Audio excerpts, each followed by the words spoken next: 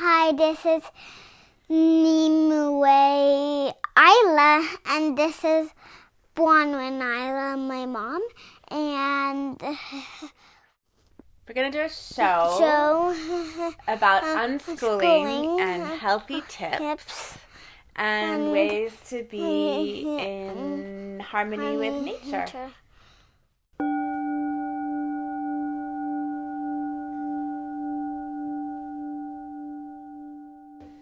So the reason we're making a spleen warming tea to recover from eating too much sugar and candy is that sugar basically damages the spleen's ability to know what is sweet. So for example, if you eat a lot of candy and sweet things, when you eat a bowl of rice, it doesn't taste sweet. And when you want that sweet feeling, you have to eat something again that's really got a lot of processed sugar in it. And when the spleen is very healthy, it could eat sweet potatoes, for example, and find them very sweet, or a bowl of rice and think that that's very sweet. And an apple is like the sweetest thing ever. So the spleen warming tea basically helps to restore the spleen's intelligence and its ability to actually tell what is sweet flavor.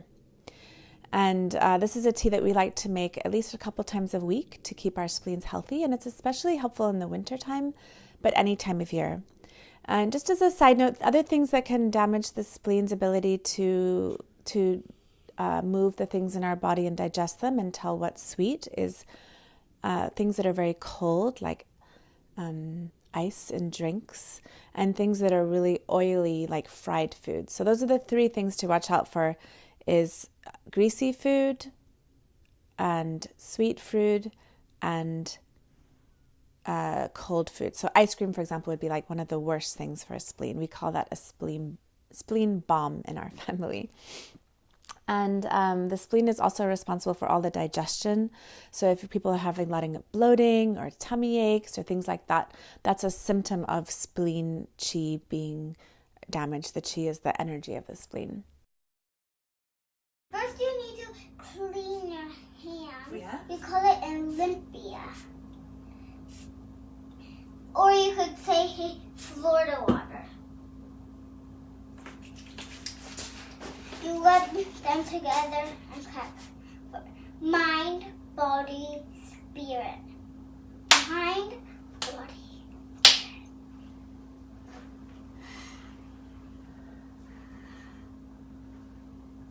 Breathe it in 3 times.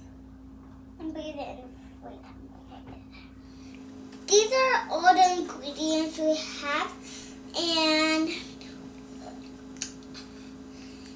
we're gonna cut this one in half.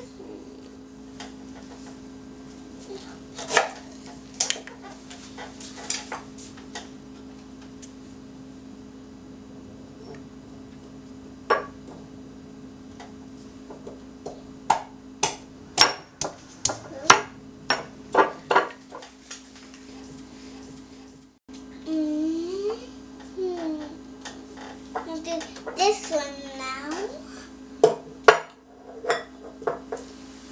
This is one of my favorites.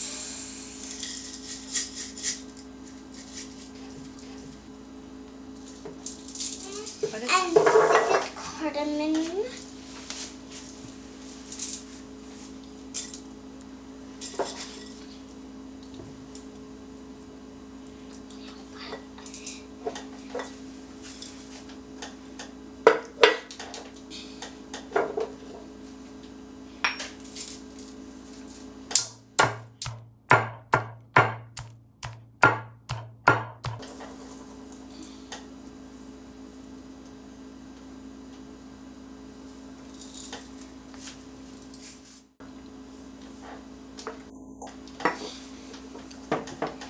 This one is one that you don't need to crush.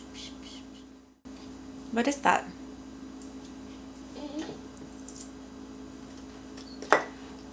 Rooibos. That what we want a tiny bit of, right?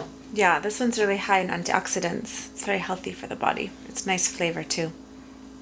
It adds a nice color. And this is white rice, and this is cinnamon. This is one of my favorite ones too, but that I haven't had in a while. Just one of them. Just added one of them. It's good.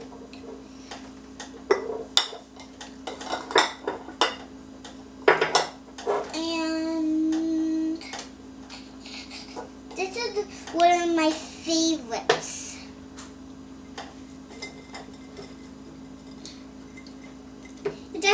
Just put three. Just put three. After you get used to not having sugar and stuff for a while, maybe just put two. And then after you got used to two, while just do one. And after you got that for and then not any at all. We're gonna put three in this time. This is how you do it for the first time, especially. And that's one of my favorites. And this is my favorite one, which was one that I was sucking on. And you put 5 in. 1, 2, 3, and 4, and 5. What is that one? This is licorice. This is my favorite one.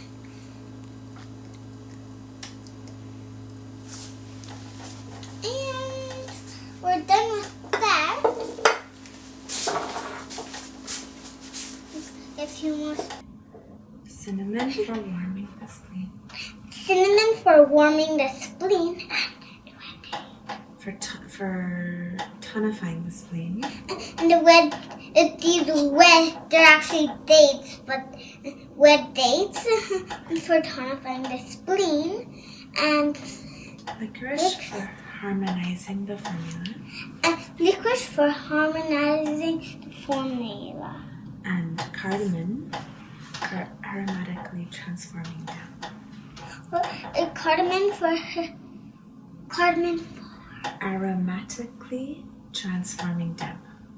For aromatically transforming the damp. Yeah, so what happens is when the spleen has had a lot of sugar, it damages the spleen's ability to move food around the body, and it accumulates as damp. And so the cardamom, because it's so aromatic, that fresh smell helps the spleen transform the damp and move it through the body. Yeah. So here's our ingredients, and we're going to go ahead and put them in this pot. This pot is really lovely. It's shaped like a stomach or a spleen. It's this round, like belly shape. And that's how we like to cook our herbs that are for the belly, in a nice round belly shaped pot to help them cook and transform and become really healthy. And we're going to go ahead and put all the ingredients into the pot. The ginger again. Yeah. The ginger. And this is the white rice. And this is the licorice. No, Cinnamon. the cinnamon. And these are the red dates ones already fell in.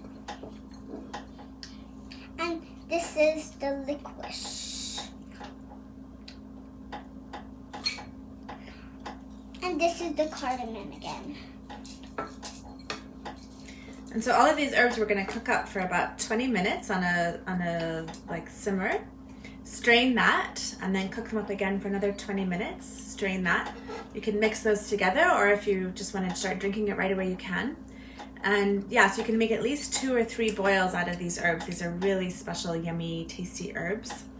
And then you put it in a thermos. You can drink it all day long, or you can just have it on the stove and reheat it when you're ready to have another cup. It's good to drink it warm though, because it's warming for the spleen, and the spleen loves warm drinks. And it's lovely to drink before a meal as well, or if you're having a sugar craving, you can drink it then as well to help mitigate that, and it can be really yummy.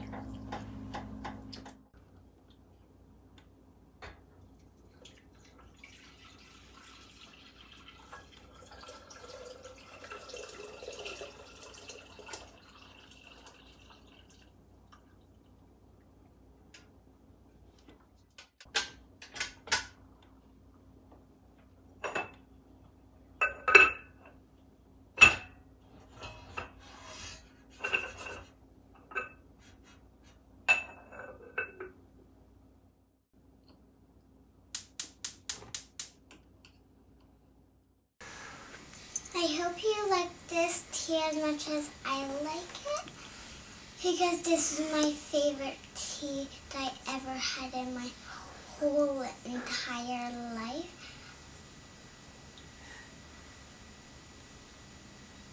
Yeah, we like to make this tea a couple of times a week, and then we store it in a big glass jar and just drink it each day. We warm up a little bit for the day and drink it. And again, the benefits of this tea include warming up the spleen, which helps us digest our food and turn food into energy, and help us free up more energy for thinking instead of only digesting food. So join us for more episodes on sacred schooling, and tell us about how your spleen tea came out at #SacredSchooling. See you next time.